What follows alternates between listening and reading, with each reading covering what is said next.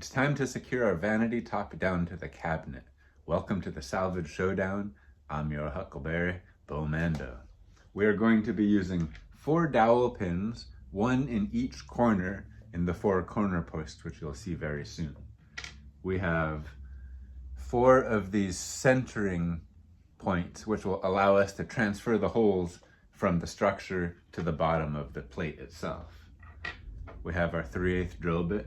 We also have a couple smaller drill bits in case this one isn't sharp or it wanders and we want to drill pilot holes.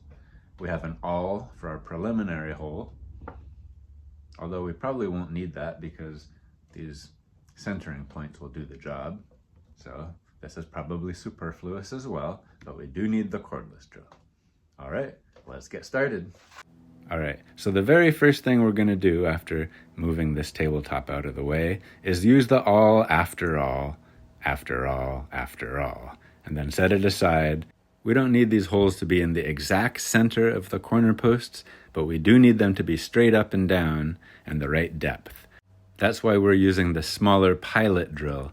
When we get going with the larger drill bit, like right now, not only will it follow the line of the pilot hole, but you can feel the difference when you reach the end of it. In these ones, it's not so critical if it's a little bit too deep, but when we get to drilling the holes in our tabletop itself, we want to make sure that they don't go through and have an ugly hole showing up above. Now our centering points are in place. We're going to get our table lined up exactly right along the back and along the sides. We'll use a framing square to make sure it's proper, and then we're just going to push down in the corners like that to set our points. And you can just kind of see them up there. 1 right there, 1 there, and 2 in the other corners. All right, now we're going to use a flathead screwdriver to pull our centering points out of place so that we can set our tabletop safely right up here and drill our holes in it. Make sure we got the right bit, and let's get drilling once again. If this is starting to look like an IKEA setup, I understand. We don't have the little locking mechanisms, but we're going to use glue in all of our joints, so that will do a better job, if you ask me. And this is the moment I have to be extremely careful drilling my holes, because if I push too hard or go too deep, it will show through on the other side, and I do not have backup material for this project. All right, let's get our dowels in place and see how this works. Line up the back ones, pop it into place. Oh yeah, that went on perfectly. This is just a dry fit because we have to secure the hutch into place along the back before we secure the top of the desk.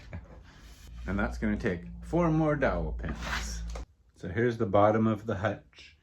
Here's our 4 centering points set in place. What I'm gonna do is take the tabletop, set it right up to this and get those impressions on it. They've been moved forward here because we have the dowel that connects the tabletop to the structure right about there. So I didn't want them to interfere. I put the hutch on its back for this operation because I figured it would be the easiest way to line up the back of the table with the back of the hutch, especially considering our mirror is on hinges and I have not yet put a fastening mechanism.